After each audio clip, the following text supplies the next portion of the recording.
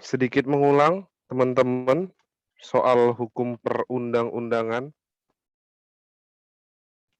Saya izin off cam ya, sedang di dalam kendaraan. Ayo Mbak, ada pengulangan soal hukum perundang-undangan. Ayo teman-teman, apa itu hukum, apa perundang-undangan? Kita bagi dua dulu.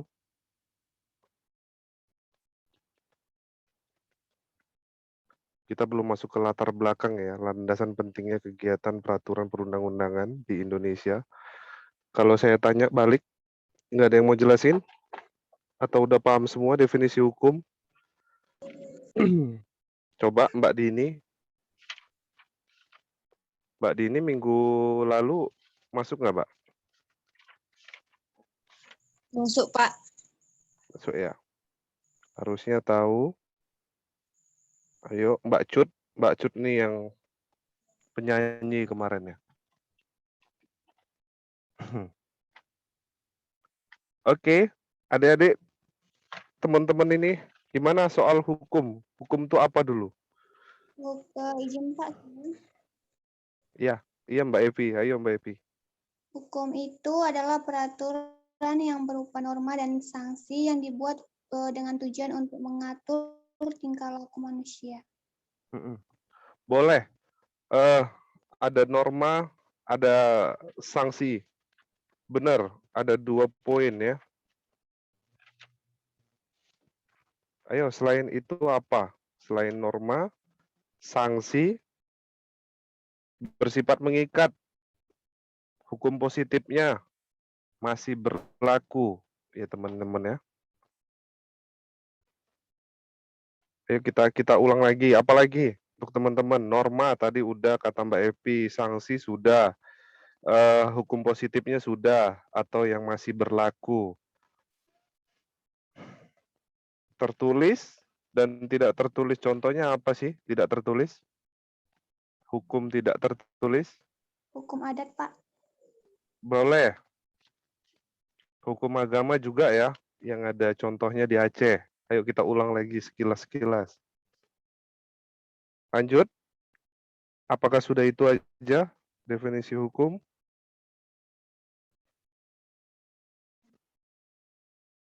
Dijalankan sesuai fungsi dan kelengkapannya. Itu bicara soal hukum acara ya, teman-teman. Perundang-undangan. Ayo, perundang-undangan itu maksudnya apa sih?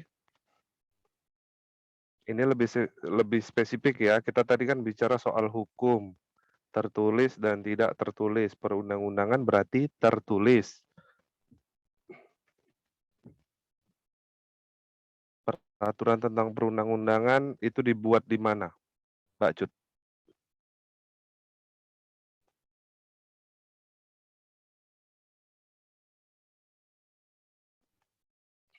Atau sering kita dengar rancangan undang-undang? DPR, Pak. Iya, DPR itu apa, Mbak?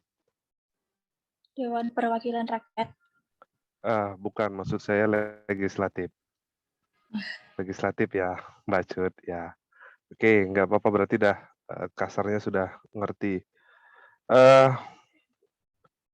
Dasarnya apa, Bang Wahyu? Bang Wahyu Sinurat.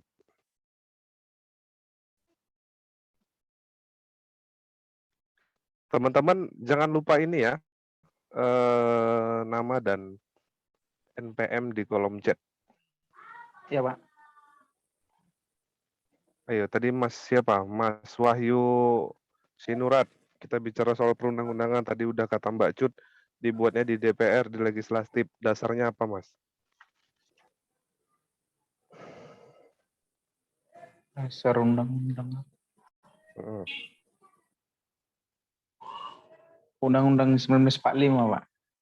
Oke, betul. Salah satu. Satu lagi, Bang?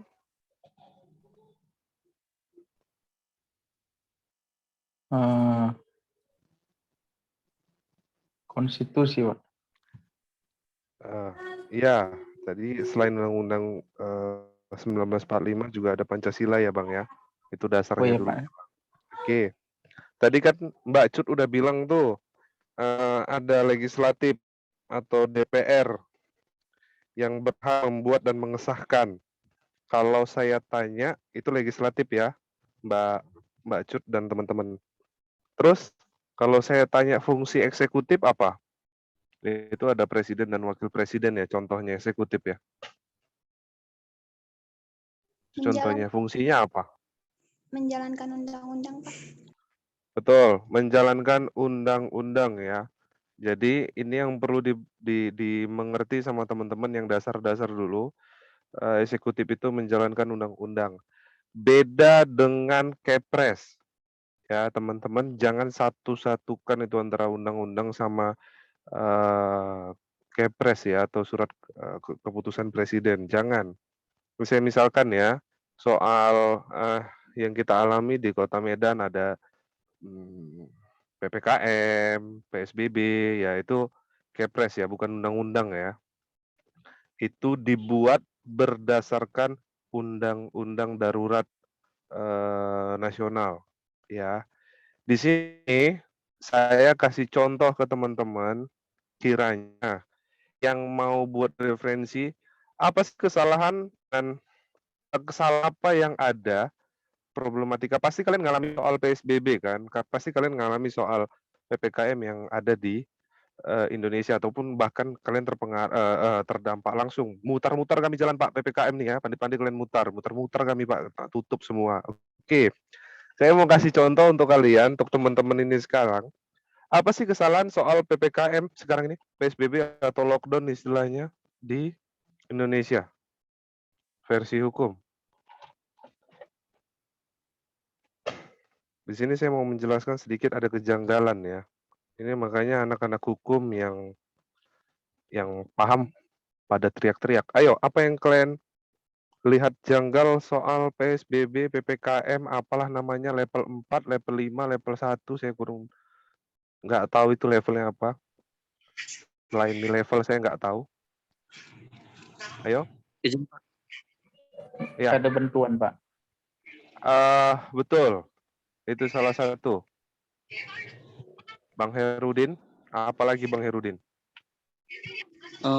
mengenai aturan itu juga yang membuat janggal, Pak. Salah satunya itu ketika memang pemerintah membuka usaha secara bebas, dia membuka tapi tetap mematuhi protokol kesehatan. Cuman di situ dunia pendidikan tidak dibenarkan untuk mengadakan tatap muka.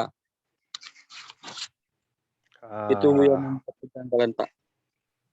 Ya, jadi yang dimaksud Bang Herudin ini sebenarnya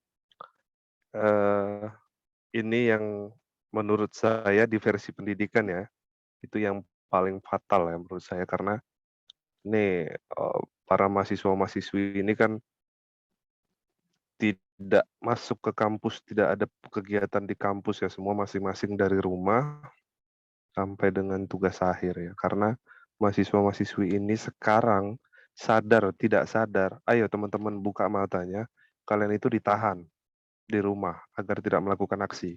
Di sini jelas ada kejanggalan. Ayo teman-teman searching apa itu tentang undang-undang darurat yang berlaku di Indonesia. Seperti kata Bang siapa tadi? Bang Sinurat tadi, dia bilang harus adanya bantuan. Bukan bantuan Bang ya, negara berkewajiban memenuhi seluruh kebutuhan masyarakat kalau dilakukan lockdown. Istilahnya saja diganti yaitu PSBB, PPKM level kayak mie aja, tapi kita nggak ada bantuan. Bahkan dana bansos kita juga dikorupsi dan selainnya lah ya. Sudah kejadian umum ya yang kalian ketahui, tapi nggak ada aksi sampai sekarang dari para mahasiswa-mahasiswi yang ada di Indonesia. Sebenarnya sangat disayangkan karena kalian adalah harus bisa dipahami ya teman-teman ini, apa fungsi guru, apa fungsi dosen. Dan apa bedanya kalian di SMA dengan kalian sebagai mahasiswa. Harus dipahami, nama kalian itu mahasiswa. Maha artinya tahu kan? Besar atau paling tinggi. Jadi pendidikan tertinggi itu adalah kalian ini para pelajar siswa yang mempelajari pendidikan tertinggi, dan dosen bukanlah mengajari kalian apa itu 1, apa itu 2, yang 1 tambah 2 sama dengan 3, tidak. Kami hanya mengantar. Dosen-dosen ini hanya mengantar. Jadi sifatnya kami hanya mengantarkan kalian untuk punya pola pikir yang berbeda dan sudut pandang yang berbeda. Jelas di sini ada kesalahan. Coba buka soal undang-undang darurat, ya, itu yang ada di Indonesia, yang berlaku di Indonesia apabila diberlakukan lockdown. Ya, makanya nama kita nggak lockdown, nama kita diganti-ganti. PPKM Mikro lah, 1, 2, 3, 4, 5, 6, suka hati dia. Ya, itu istilah-istilahnya ya. Jadi, ayo kritis soal itu. Kita sama-sama belajar, coba lihat kejanggalan-kejanggalan apa yang terjadi pada saat ini. Tadi kita udah bicara legislatif dan eksekutif. Pernah dengar yudikatif? Kenapa? Siapa tuh tadi? Bang Wahyu. Apa itu, Bang? Lembaga. Contohnya tuh gimana? Hah? Contoh Contohnya apa, Bang? lembaga yudikatif. Apa? Mahkamah Konstitusi. Bisa. Bisa, salah satunya. Ya, ini saya gambarkan itu soal peradilan ya, yang mengawasi jalannya undang-undang yudikatif ya. Kalau secara globalnya MK, ya salah satu yang termasuk ya yudikatif. Paham ya teman-teman, legislatif, eksekutif dengan yudikatif. Fungsinya di dalam perundang-undangan itu apa saja? Gitu ya teman-teman. Jadi eksekutif di sini presiden dan wakil presiden melakukan kebijakan, surat keputusan presiden ya, itu bukan undang-undang. Dibedakan ya teman-teman ya. Yang dimana harusnya dasarnya adalah Undang-Undang 1945 dan Pancasila, itu pasti. Itu dasar negara kita ya teman-teman ya. Jadi apa sih undang-undang darurat itu? Darurat ini banyak ya. Ayo dilihat, kalian punya handphone pasti canggih-canggih. Darurat bencana ada, darurat kesehatan ada, darurat militer ada, ya macam-macam ya teman-teman ya. Darurat yang terupdate, yang baru, yang paling mudah itu darurat narkoba. Ya teman-teman tuh harus bisa membuka terus soal itu. Ada yang pengen ditanyakan sampai di sini? Itu adalah 3 lembaga yang menjalankan, mencetuskan, dan mengawasi. Ada fungsinya masing-masing ya. Ada yang pengen ditanyakan? Atau masih kurang jelas? Bisa ya, teman-teman ini punya sudut pandang yang berbeda sedikit ya dari yang kebanyakan anak hukum itu. Lihat dong, ini sekarang kita PPKM seperti ini, ya. Apa saya mau tanya dari kelas ini, siapa yang terima bantuan? Berupa uang boleh, sembako boleh, berapa banyak dan berapa lama? Karena nggak usah jauh-jauh ya, negara tetangga kita, coba lihat Malaysia, itu 100% lockdown ya, untuk warga negaranya, jadi susah untuk keluar rumah, dipagar, setiap kelurahan, kecamatan itu dipagar. Jadi benar-benar hanya di rumah saja, nggak boleh kemana-mana. Jadi kalau ada pengen beli apa-apa juga ada semacam security yang keluar masuk untuk membelanjakan dan memberikan barang. Tapi untuk kebutuhan pokok di-cover 100% ya teman-teman ya. Di sini jelas banyak pertimbangannya. Apalagi Indonesia yang bentuknya padat penduduk seperti Jakarta. Saya yakin kalau Indonesia memberlakukan darurat kesehatan, bencana yang ada di Indonesia, itu pasti distribusinya yang paling menjadi persoalan. Selain soal anggaran, pasti 350 juta jiwa anggarannya harus berapa triliun. Menguras APBN kita, itu satu. Dan yang paling problematika adalah soal distribusi. Pasti, apalagi Indonesia ya, korupsinya tinggi. Mungkin aja berasnya 10 kilo per bulan, tapi nyampe ke kalian paling sekilo ya kan. Itu udah hukum malam. Karena bansos juga dipotong oleh pejabat publik sendiri. Itu kejadiannya ya. Fakta yang ada di lapangan selalu seperti itu. Jadi teman-teman harus bisa melihat hal-hal yang kita alami langsung soal itu. Ada yang tahu berapa jumlah hutang Indonesia kepada asing? 6.000 triliun, Pak. Oke, saya update 6.700 triliun ya, teman-teman. Bansos yang dilakukan oleh pemerintah kita itu memakai pinjaman. Ya, itu yang tahap pertama 1.000, tahap kedua 800. Jadi jangan seneng, jangan bangga dapat bantuan sosial karena ngutang semuanya ya. Kalian nanti disuruh ngebayar lagi. Paham nggak rasio hutang yang ada di Indonesia setiap tahun? Nggak.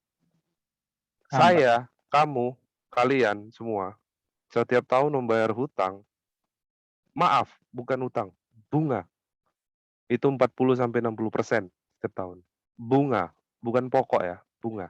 Saya, kamu, kalian semua yang ada di Zoom ini, kita ikut membayar hutang Indonesia. Hanya bunganya saja sekitar 40-60% setiap tahun. Ayo, peka teman-teman, kita nanti akan menghadapi apa ya? Kalau saya sih pasti untuk kedepannya tidak ada lagi namanya uang kertas ya.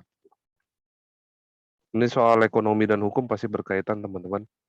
Dulu kita nggak pakai uang kertas, kita pakai hukum barter, baru dinar dirham, ya pasti yang Muslim nggak asing dengan itu, emas ya, dinar dirham. Sekarang kita pakai mata uang. Saya yakin kedepannya itu nggak akan ada. Jadi semacam uang digital semua. Semua digital. Ya ada bentuknya mungkin macam-macam, ada yang bentuknya negara yang sudah melegalkan kripto koin, itu ada. Ada yang negara terang-terangan mengatakan kami mau pakai kripto koin, cryptocurrency sebagai nilai tukar tertinggi di negara kami. Ada. Ya kalau kita di Indonesia pasti kalian nggak asing, OVO ya. Kalau masuk Sun Plaza harus pakai OVO parkirnya. Ada mungkin yang GoPay, kalian nggak asing ya. Nah itu yang pos-pos uang digital seperti itu. Kalau yang naik mobil, kalian pasti punya e-tol. Kita harus siap menuju 4.0. Kalau ditanya Indonesia siap nggak untuk 4.0? Jawaban saya secara pribadi nggak. Nanti nggak akan ada lagi yang namanya operator. Teman-teman jangan seleranya terlalu rendah. Nggak ada lagi operator. Kamu bisa bayangin berapa banyak operator yang digantikan dengan mesin. Ya, teman-teman ya. Nggak ada semua udah pakai mesin.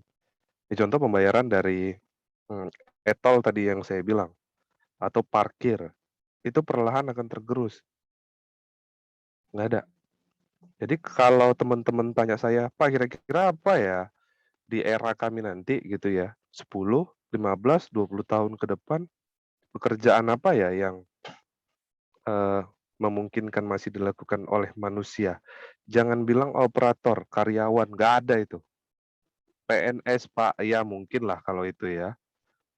Tapi kalau kalian berharap menjadi hal-hal seperti itu nggak akan digantikan oleh mesin semuanya. Jadi kalian harus punya inovatif. Di sini ada Mbak Mala,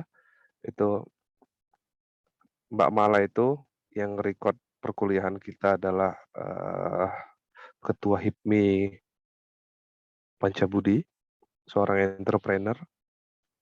yang seharusnya dia bisa jadi pembicara juga di sini ya, cuman dia pasti malu tuh. Ya teman-teman harus inovatif ke depannya. Ya pekerjaan seperti programmer, itu yang bakalan masih bisa bertahan, tapi kalau eh, jadi karyawan ke depan akan tergerus. Harus siap ya, kalian harus siap untuk menghadapi itu.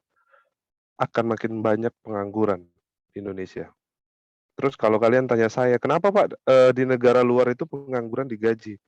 Kalian harus tahu APBN Indonesia dengan Australia itu sama jumlahnya. Kenapa Australia mampu menggaji pengangguran? Kurang lebih sekitar 6 jutaan sebulan kalau dirupiahin. Kenapa Indonesia nggak bisa? Yang membedakan adalah jumlah masyarakatnya. Kita 350 juta, orang itu 35 juta. 10 kali lipat. Jadi APBN-nya ya kita tergolong kecil. Bisa ya sedikit mengerti ya teman-teman ya. Apa yang terjadi di Indonesia, apa yang sedang ada di dunia ini seperti apa.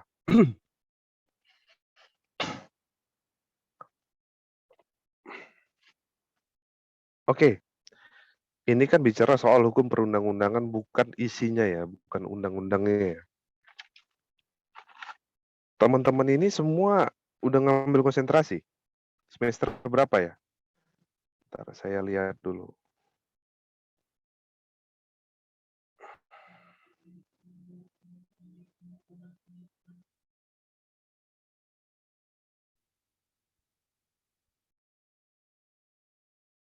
Semester 3 ya? Iya, Semester Pak. 3 ada teman-teman, karena saya memang konsentrasinya hukum pidana, tapi nggak ini ya, kita nggak bicara pidana. Teman-teman ini pasti macam-macam nih, ada yang suka HTN, ada yang suka HI. Ayo, kita kalau materi belum saya lanjutkan. Ini saya masih bicara 3 poin itu aja, sebenarnya poinnya udah cukup buat saya. Karena pertemuan kita masih banyak lagi. Kalian tahu dulu yang benar-benar mana eksekutif, mana legislatif, yang mana yudikatif. Itu dulu. Karena nggak apa-apa kita lambat, nggak apa-apa lambat. Yang penting kita benar-benar paham. Karena tadi Mbak Evi bilang hukum itu apa, ternyata masih dua poin ya, norma dan sanksi. Tapi udah bagus, udah tahu sih Mbak ya. Masih 2 poin. Itu ya teman-teman. Jadi eh kalian suka tugas nggak pasti ya? Dosen-dosen lain udah banyak ngasih tugas ya. Nggak suka ya? Nggak usah lah, kita nggak usah pakai tugas-tugasan ya. Sama saya gampang aja kok. UTS juga gampang. Pasti saya suruh buat kalian buat soal sendiri, buat jawaban sendiri.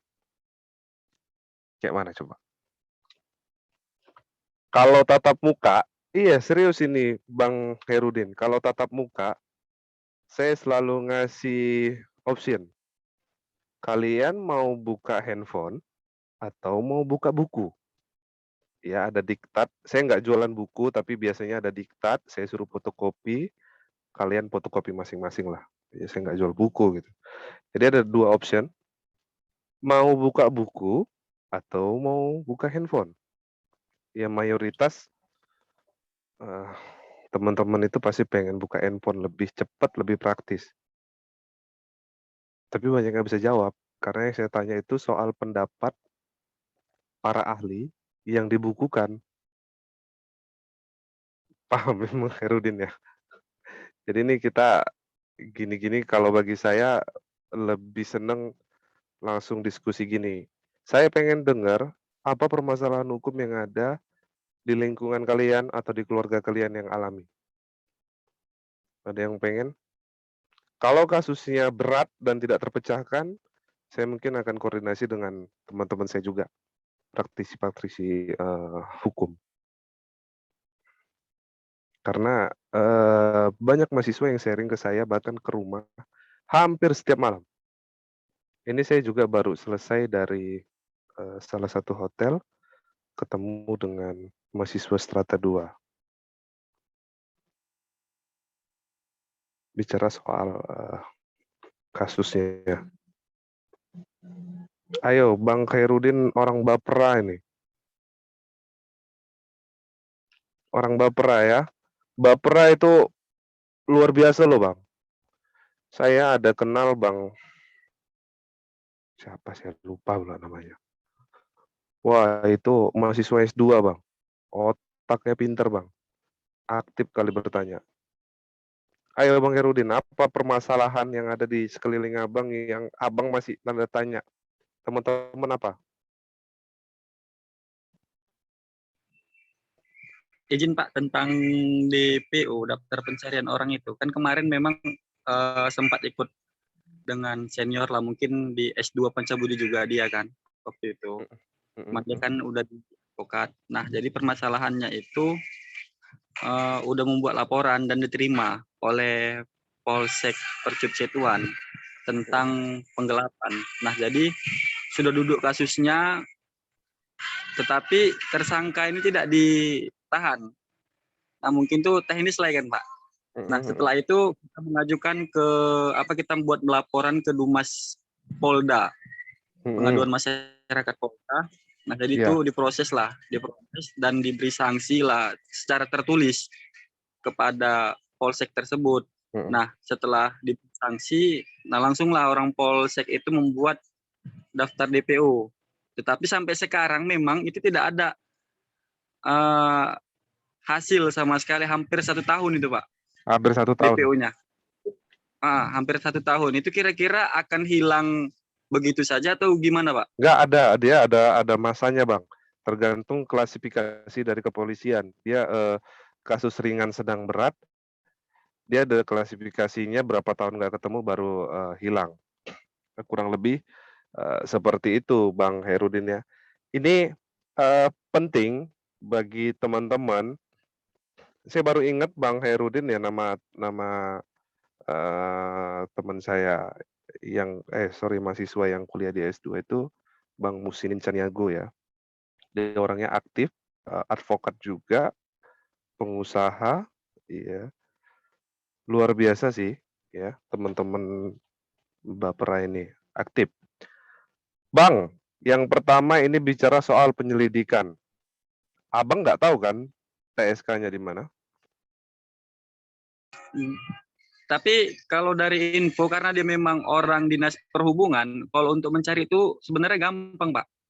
Oke, berarti dia sebenarnya ASN yang bisa kita cari ya, mau lari kemanapun ya.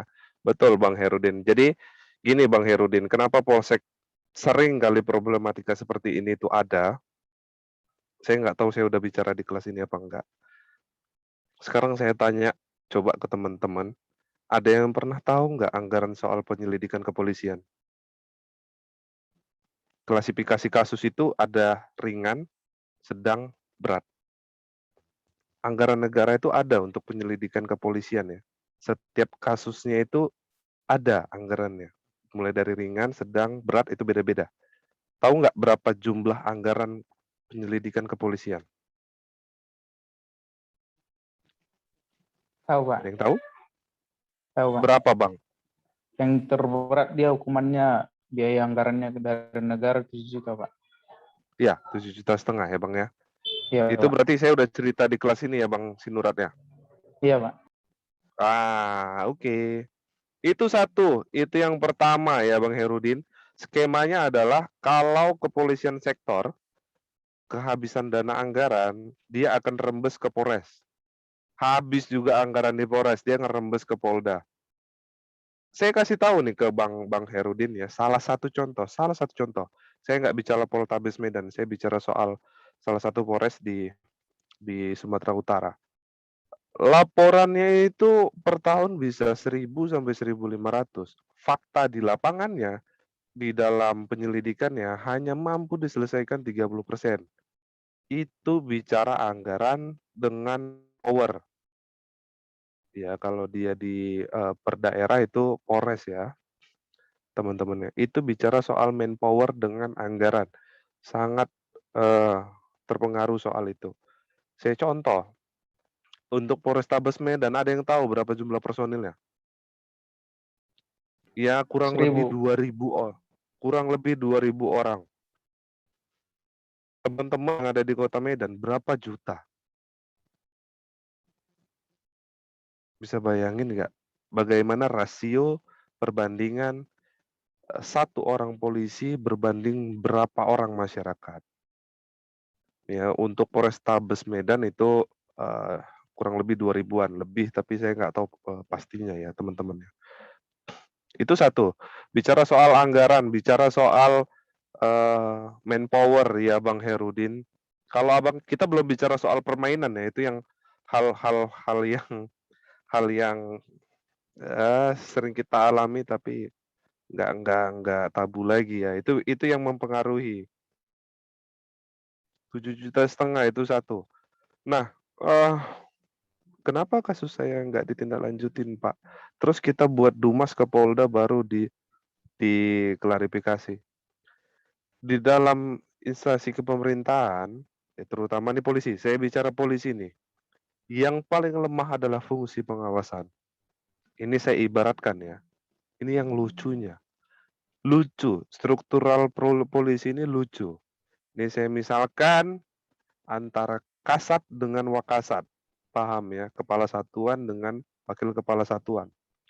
Tahukah Anda, yang namanya fungsi pengawasan itu adanya di wakil. Yang ada di Indonesia ini. Fungsi pengawasan itu di wakil. Kalau saya tanya fungsi pengawasan eksekutif di mana? Di wakil presiden. Kenapa dan mengapa? Yang namanya fungsi pengawasan itu adanya di wakil. Ayo teman-teman. Itu yang saya bilang tadi. Harusnya ya ini bicara soal fungsi pengawasan. Ternyata anggaran di kepolisian itu cukup, Pak, gitu. Tapi kenapa nggak dilakukan? Karena fungsi pengawasannya.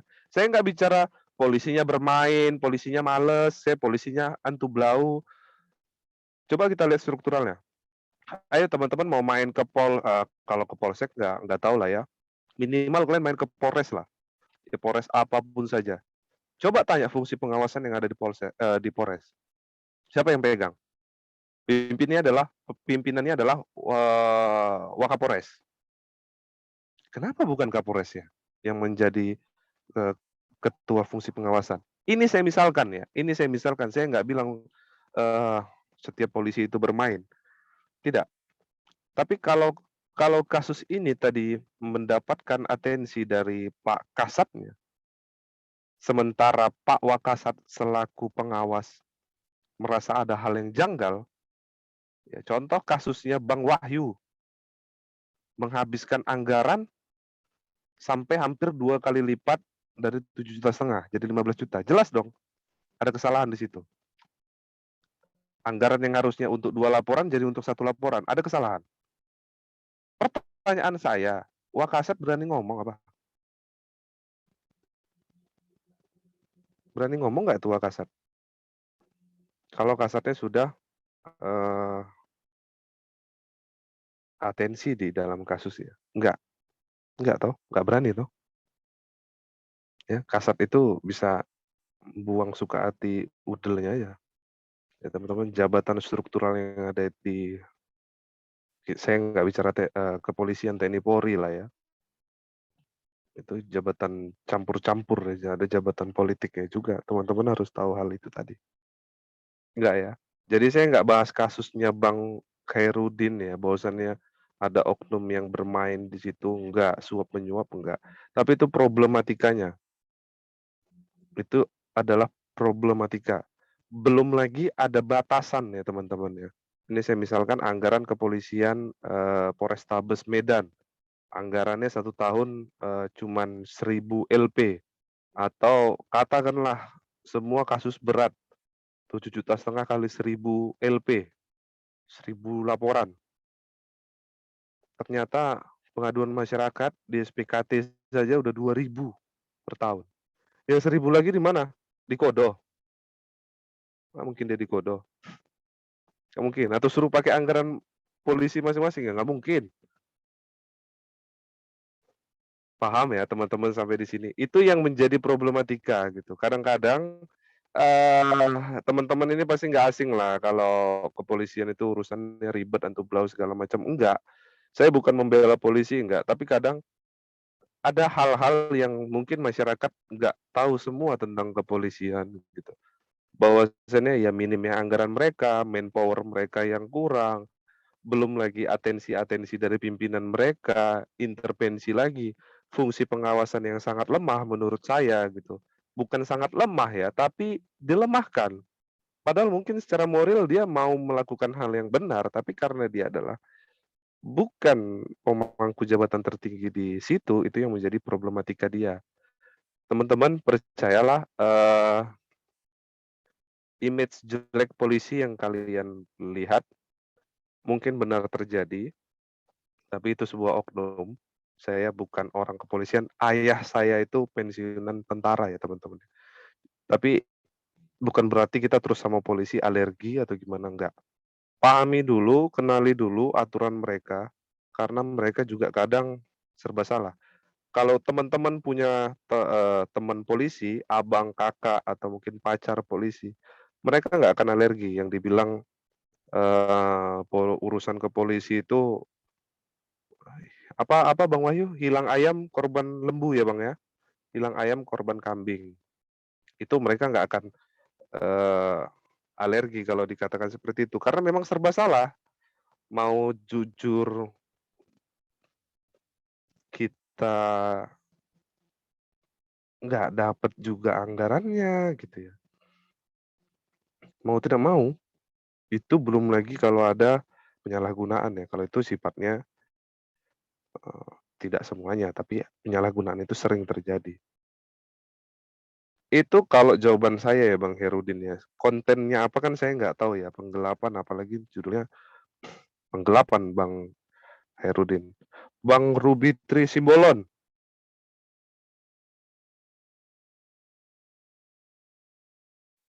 Bang Simbolon.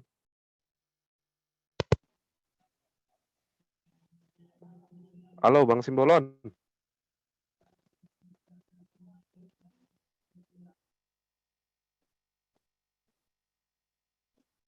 Bang, mana dia? Bang Ruby Tri Simbolon, saya lihat background abang seperti warung ya Bang ya.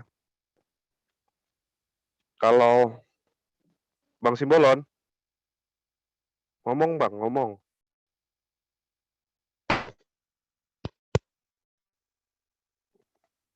Jaringannya kurang bagus ya. Nggak apa-apa lah, ya udah. Kalau saya tanya ke teman-teman yang lain, apa untungnya Bang Ruby Tri Simbolon ini belajar hukum, ngerti hukum soal dagang? Kalau Mbak Epi ternyata menjadi seorang pengusaha, pedagang, gunanya hukum apa? Yang lebih banyak pasti bicara soal ekonomi ya. Apa kira-kira untungnya Mbak Evi bicara soal itu?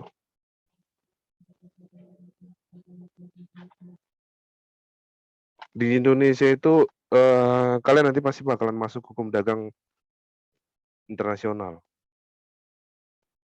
Hukum dagang itu ada, hak-hak konsumen itu ada. Teman-teman harus tahu ya, kenapa ada timbul istilah pembeli adalah raja. Ayo, itu kenapa gitu. Kenapa dan mengapa, teman-teman? Itu ada, itu semua masuk akal dan nyambung ya. Jangan pernah dengar tapi nggak tahu kita asal muasalnya itu hal-hal yang sederhana yang ada di kehidupan kita. Karena ada hak konsumen di situ yang dilindungi. Ya, jadi kalau ada kalian duduk di restoran yang pelayannya jutek, kalian tinggalin aja, nggak apa-apa. Gitu ya. Kalian udah pesen, tinggalin aja. Boleh nggak hal itu dilakukan? Yang menyebabkan kerugian kepada pedagangnya. Coba gimana? Apa hukumnya menurut hak-hak konsumen di sini? Saya pesan makan tempat Mbak Cut ya. Mbak Cut ini jutek menurut saya. Dia udah masak mie Acehnya, udah siap saya tinggal. Bagaimana sih logisnya? Menurut hukumnya gimana?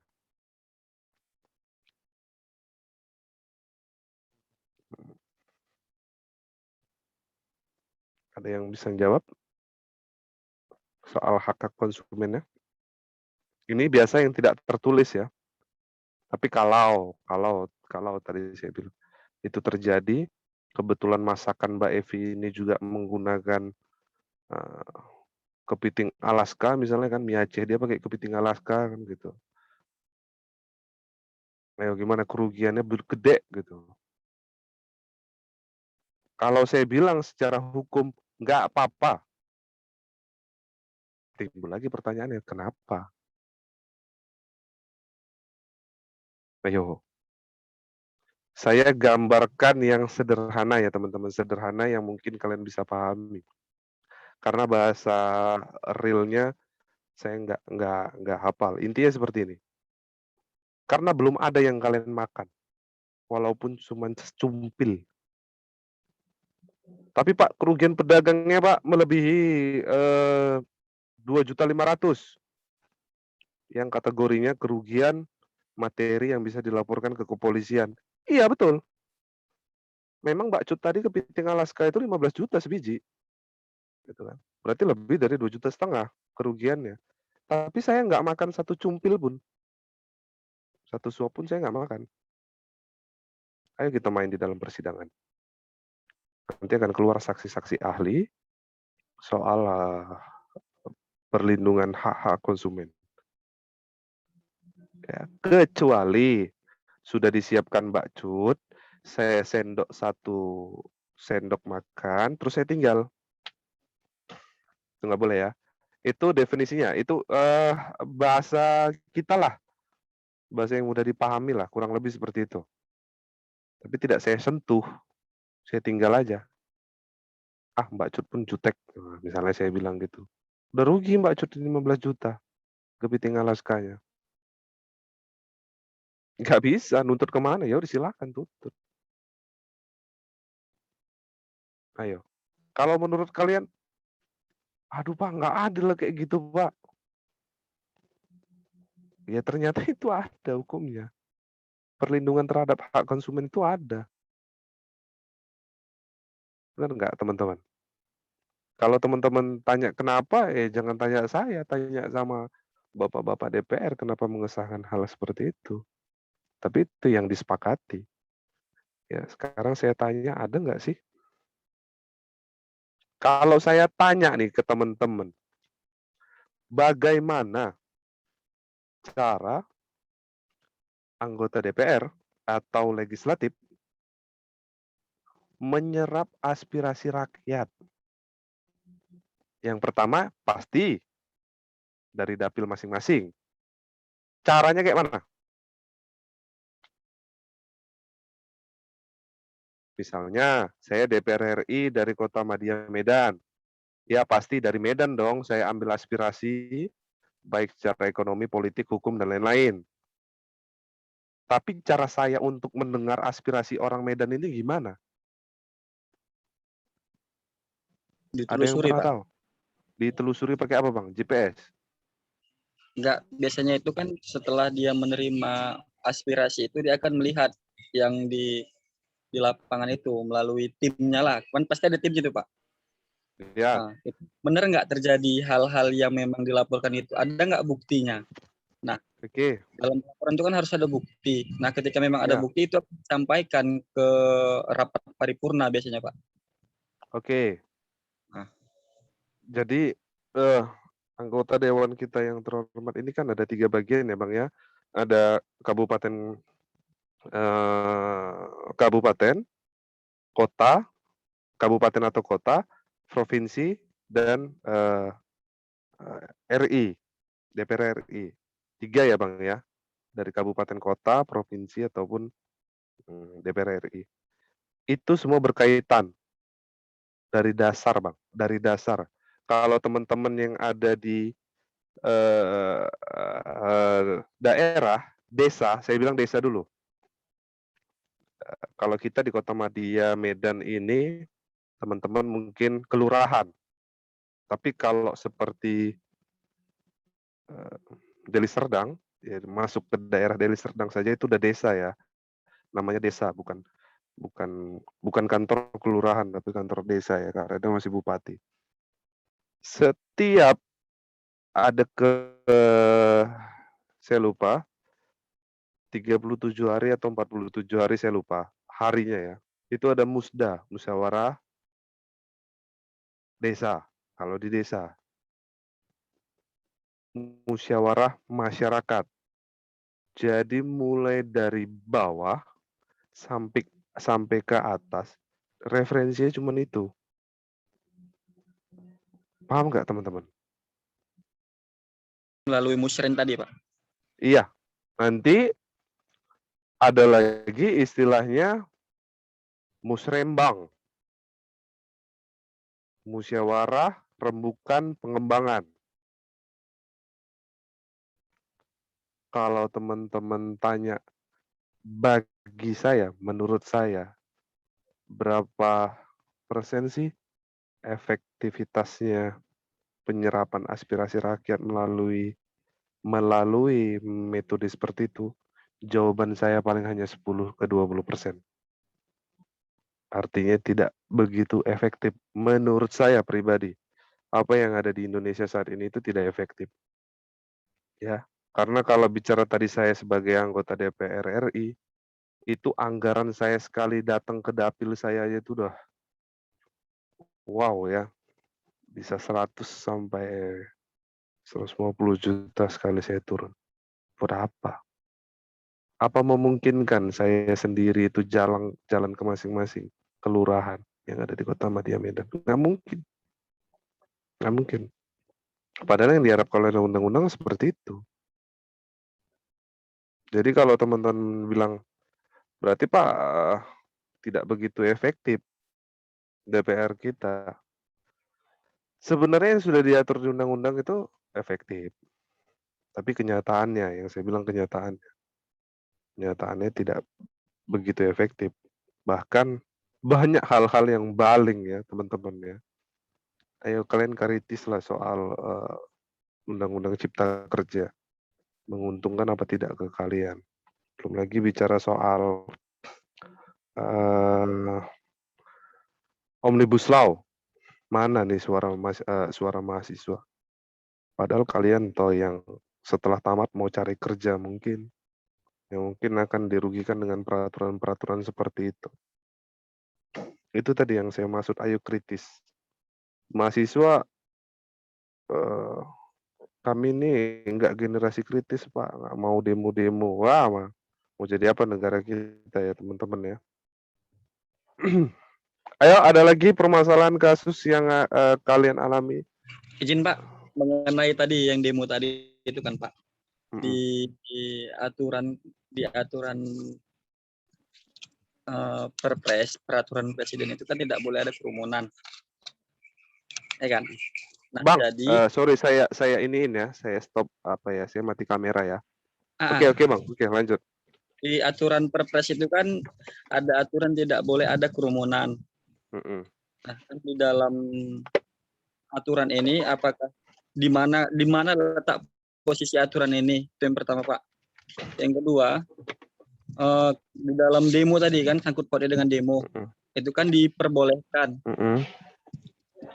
Ada faktanya di lapangan, karena kita menggelar demo itu kan otomatis kan tidak bisa dipungkiri dari yang namanya kerumunan tuh Pak. Ya. Nah itulah makanya kenapa para mahasiswa mungkin tidak bisa mengaspirasikan di depan umum. Kami sendiri pun kemarin baru-baru aja nih kan Pak, mengenai suap, itu pun udah kena tegur itu. Mengenai di salah satu SMA negeri. Betul Bang, betul. Apa yang abang bicarakan Bang Herudin ini benar-benar nih. Ya nyatanya Pak, sekarang ini nggak boleh ada kerumunan gara-gara alasannya menghindari penyebaran. Kalian ini nggak Bang Herudin ini menyuarakan yang sebenarnya yang terjadi. Ini harapan saya teman-teman semua paham. Kami nggak boleh Pak berkerumun. Itu perpres Bang, bukan undang-undang. Paham nggak Abang perbedaan undang-undang dengan Perpres itu? Harusnya Bang, ini kita bicara hukum perundang-undangan ya Bang ya. Saya mau tanya, peraturan mana yang ada sanksinya? Ya itu macam-macam ya Bang ya. Setiap menteri bisa punya peraturan masing-masing.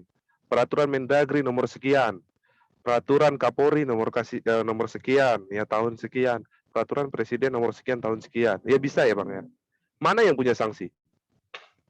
Seharusnya berpedomankan kepada undang-undang, Pak. Cuman memang faktanya di lapangan, undang-undang itu ibarat dikesampingkan oleh mereka sendiri, Pak. Iya, iya, Yang itulah lebih dia Bang. utamakan perpres tadi itu.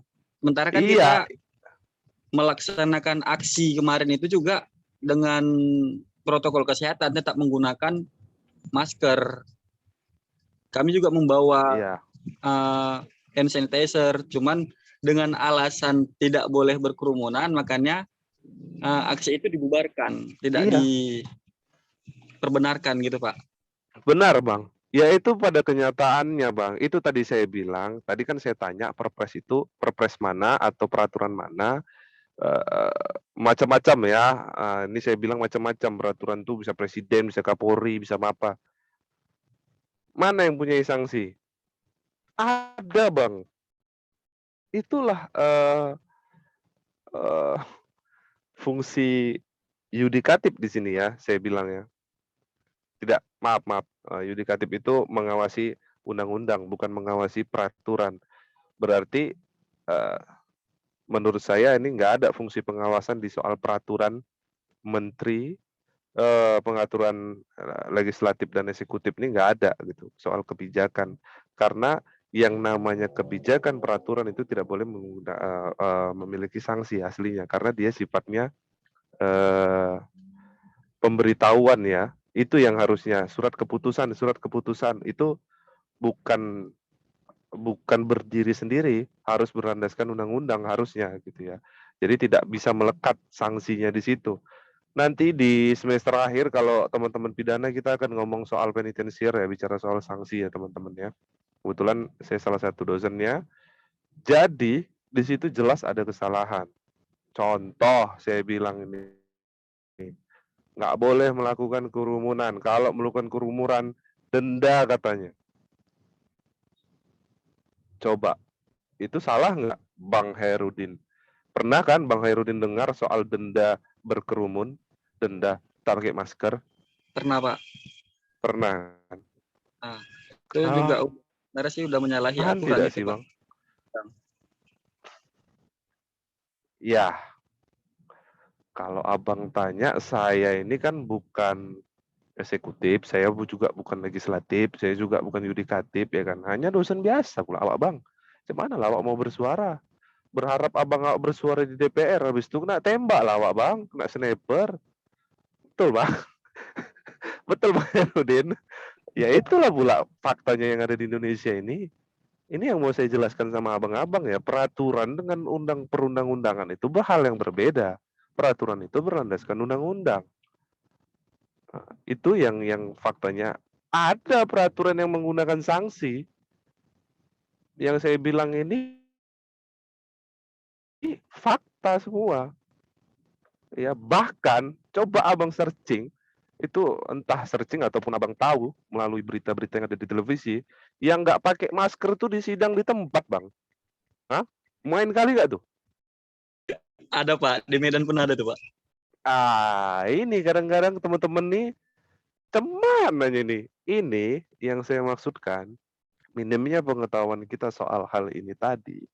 Jadi kalau misalnya saya melihat hal itu gitu, saya melihat hal itu di tempat tinggal saya daerah Menteng ya, Komplek Menteng Indah. Saya lihatlah di Menteng itu dilakukan mereka. Saya berkuar-kuar nih. Ini mana legalitasnya? Mana undang-undangnya? Mana dasar hukumnya? Tapi yang ngomong cuma saya sendiri. Masyarakat yang lain karena mungkin ketidaktahuannya, ya udah, engge-engge aja gitu. Yang lebih sangat-sangat memprihatinkan kalau terlibat di dalamnya adalah aparatur negara. Tapi kembali lagi ya, aparatur negara itu sesuai dengan apa yang diperintahkan. Nah, ini kadang-kadang yang suka selip. teman-teman ya. Kalau praktisi hukum siapa yang paling ini ya, yang paling saya kurang paham juga. Kalau ekonomi banyak. Kalau filsafat ada Bang Rocky, filsafat itu Bang Rocky semua ya, ada ekonomi, hukum semua masuk.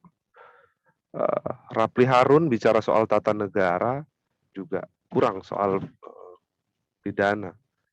Nah, teman-teman itu harapan saya ya seseorang nanti yang bisa mengutarakan, memberitahukan kepada masyarakat, ini loh legalitas kita. Kita kan anak hukum nih, bicara soal aturan tertulis dan tidak tertulis. Apalagi kita bicara soal undang-undang yang tertulis. Itu aslinya nggak boleh, tapi ternyatanya ada. Sampai dibuat hakimnya di situ, diputuskan di situ dendanya. Saya kurang tahu dendanya, ada yang 100.000, ada yang 1 juta, macam-macam lah. Itu belum lagi kalau kedainya atau warungnya yang dikenakan denda karena buka di masa PPKM. Nah, itu. Ini saya nggak tahu nih kenapa ada hal ini, saya juga nggak tahu. Tapi setahu saya banyak kan peraturan dari daerah, perda-perda. Teman-teman tahu nggak perda soal peraturan jam malam yang ada di kota-kota? Saya contohkan kota Bandung sekarang itu ada menerapkan jam malam. Apa maksud jam malam? Apa tujuan jam malam? Berdasarkan apa jam malam itu dibuat? Yang saya maksudkan jam malam itu jam 10 misalnya ya. Berarti jam 10 ke atas hiburan tidak boleh ada, buka. Nggak boleh ada kumpul-kumpul. Ini bukan cerita corona ya, ini bukan cerita corona. Kenapa? Apa dasarnya? Medan nggak menerapkan jam malam ya, jadi kalian mungkin masih agak asing. Saya contohkan aja misalkan Bandung. Itu bicara soal Kamtibnas ya, tingginya kriminalitas yang ada di Bandung, yang terjadi di jam malam, itu yang membuat landasan untuk melakukan jam malam. Itu ya teman-teman ya. Dan jam malam itu sifatnya temporer. Paham ya teman-teman ya?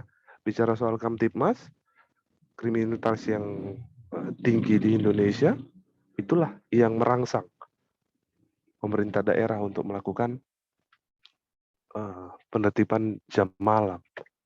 Mesti paham ya teman-teman. Jadi kalau dibilang PPKM, warung tuh jam 10 tutup, jam 9 tutup misalkan.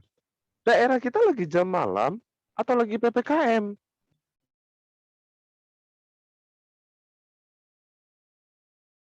Pertanyaannya kan yang sering teman-teman pasti memangnya coronanya cuma malam Pak, siang ada corona.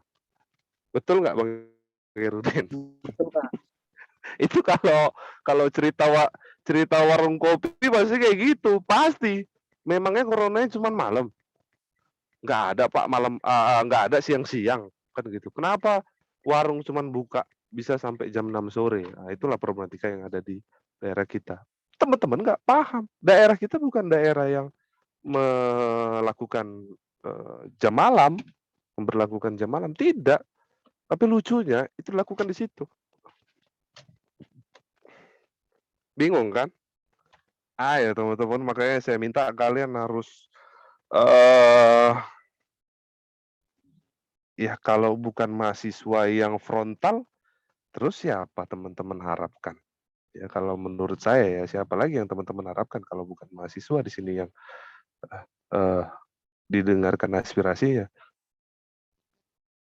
Presiden terpanjang sepanjang sejarah Indonesia yang menggulingkan mahasiswa. Ya, bukan TNI, bukan Polri. Ya, teman-temannya mahasiswa yang menurunkan. Itu harapan saya kalian bisa melihat dengan apa yang kita alami saat ini. Yang saya bahas mungkin agak sensitif, tapi saya kasih pandangan saya.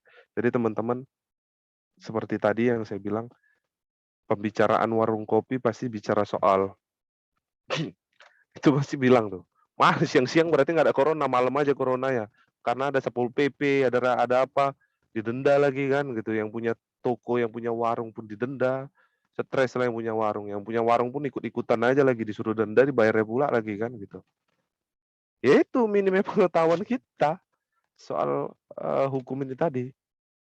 Nggak ada yang nggak penting ya teman-teman ya mata kuliah kita ini. Cuman kadang-kadang menurut saya kadang suka ada yang random. Harusnya di semester akhir, di semester depan. Harusnya di semester depan, jadi di semester akhir. Jadi, saya juga kadang-kadang bingung mau ngasih pembelajaran ke teman-teman itu gimana. Karena saya bukan kalau saya bedakan guru dengan dosen itu, saya bukan narasumber, saya itu kayak moderator, penghantar saja gitu ya. Bukan menjelaskan ke teman-teman harusnya apa itu hukum. Saya ini mau bilang ke teman-teman hukum itu seperti ini, seperti ini, seperti ini harusnya. Fakta yang ada bagaimana gitu ya. Kalau kami praktisi itu pasti selalu bilang hukum itu adalah panglima tertinggi di negara kita. Nah, kalau teman-teman notaris, advokat biasanya suka ketawa tuh dengar bahasa itu. Kayak mana Bang Herudin? Apa yang Bang Herudin dapat tadi Bang? Kadang-kadang betul juga masyarakat ini kan yang punya pandangan soal hukum di Indonesia. Yang aneh-aneh lah Bang ya. Yang aneh-aneh gitu kan. Pak, kebanyakan aneh memang. Iya. Memang ya, pemimpin kita itu mungkin ada sudut pandang berbeda. Tapi kadang gini loh, saya tidak menyalahkan siapa wali kota, siapa gubernur, bukan ya. Itu bukan itu yang mau saya sorotin dulu. Tapi seringkali aturan yang berlaku di Indonesia ini dilanggar sendiri. Gitu, itu yang saya kadang cukup sesalkan ya. Saya enggak, ya mungkin saja pertimbangan Pak Presiden kenapa dilakukan itu banyak ya, bisa saja ya namanya keputusan pimpinan itu pasti pro kontra pasti gitu ya. Mungkin lebih banyak manfaatnya daripada mudaratnya. Sah-sah saja. Saya tidak menyalahkan presidennya ataupun individunya, tidak. Sah-sah saja. Itu menurut kacamata dia. Yang saya sayangkan, yang saya konsenkan bukan tentang isi dari kebijakannya gitu, tapi mengapa kebijakan yang dikeluarkan oleh eksekutif sampai ke daerah itu selalu mengesampingkan peraturan yang sudah berlaku secara nasional di Indonesia. Bukan melanggar ya, tidak berlandaskan undang-undang. Itu saja yang saya sayangkan. Saya bukan menolak PPKM dengan level-levelnya yang kayak mie tadi, enggak. Gitu ya. Terserah aja namanya apa ya. Kalau namanya itu macam-macam tuh. Kalau orang kampung kubur tuh bilang apa lah itu namanya sekarang. PPKM lah, yang PSBB ya. Bukan itu yang saya konsenkan. Yang saya konsenkan kenapa peraturan dibuat dengan tidak berlandaskan undang-undang. Undang-undang darurat. Mana bantuannya? Mana subsidi ke masyarakatnya?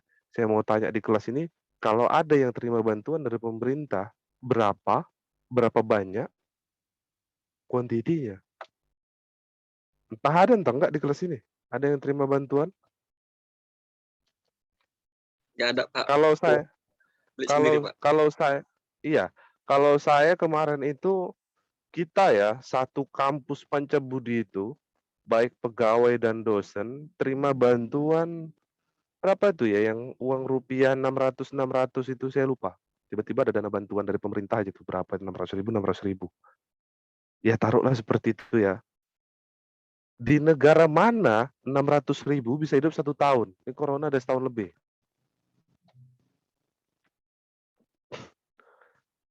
Saya nggak tahu, pokoknya itu semua satu kampus Pancabudi itu terima bantuan BLT apa saya pun nggak tahu itu ceritanya. Pokoknya tentang coronaan. Itu yang tahap pertama sekali. kita pinjam uang ke Cina. Itu tadi yang saya bilang ke teman-teman semua, gimana soal hal ini tadi. Teman-teman harus paham lah ekonomi hukum yang ada di lingkungan kita. Baik, ada pertanyaan lagi? Izin Pak, untuk apa kan karena kami memang mahasiswa daring, kami kan nggak tahu nih struktur yang jelasnya di Pancabudi itu gimana. Nah, untuk perlindungan hukum sendiri, kalau menurut Bapak ada nggak di Pancabudi itu, Pak? Kalau memang mas itu ada yang bermasalah, misalnya kan tadi kan demo tuh. Ini memang Bang Herudin ini, maaf ya berisik, saya lagi baru sampai rumah. Ini memang Bang Herudin ini terbaik ini nanyanya. Masalahnya Bang, di-record pula ini Bang. Gawat ini, mau bicara jujur pun aku payah jadinya Bang. Di-record pula ya. Nanti Untuk badan hukumnya saya kira-kira undang Bang Herudin ngopi. Ada. Itu baik organisasi mahasiswanya. Kalau di kepegawaian itu ada BBH-nya, Biro Bantuan Hukum, ada ya. Tapi jangan tanya soal prakteknya, ini di-record Bang. Baik. Nanti kita ngopi, saya undang Abang ngopi, jangan takut Abang suruh bayar, saya yang bayar. Nah, kurang lebih gitu ya Bang ya. Kalau Abang mau tanya soal yang kita hadapi Pak, kayak mana di kampus itu. Tapi tidak hanya kampus kita sih. Ya kenyataannya kampus-kampus lain juga seperti itu. Ada nggak Pak yang melakukan perlindungan penuh kepada mahasiswanya? Setahu saya dari Sabang sampai Merauke, setahu saya minim Bang.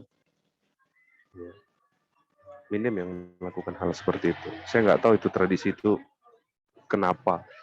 Apakah kritik itu sudah menjadi satu sosok yang sangat meresahkan bagi para pimpinan, saya nggak tahu. Padahal yang namanya kritik, yang namanya mahasiswa nggak kritis ya bukan mahasiswa. Saya nggak bilang hanya hukum ya. Mahasiswa apapun harus kritis lah dengan kondisi yang mereka alami, baik dari kampus ataupun dari pemerintah daerah ataupun dari pemerintah pusat. Kenyataannya seperti itu ya. Nanti kita ngobrol sendiri Bang Herudin, ini bagus sekali pertanyaannya. Karena mungkin dia ngalamin ya, Bang Herudin ini. Ini bagus nih Bang Herudin nih, cuman saya belum bisa ngomong yang sebenar-benarnya nih Bang Herudin. Nanti kita sharing-sharing lagi Bang Herudin ya. siap. Nah, soalnya senior-senior saya juga mengalami hal itu, tapi nggak berani ngomong juga ya. Entah kalian udah masuk sama Bang Ismaidar, Bang Arif Salepi ya. Yang agak kenceng-kenceng ngomong Bang Arif Salepi itu kan kalau ngomong teriak-teriak ya. Teman-teman itu gitu-gitu. Gitu ya Bang Herudin. Tapi kalau Bang Herudin naik soal daerah, saya mau jawab nih Bang. Secara soal kampus nanti ya Bang. Ya ada lagi nggak? Sebelum kita tutup.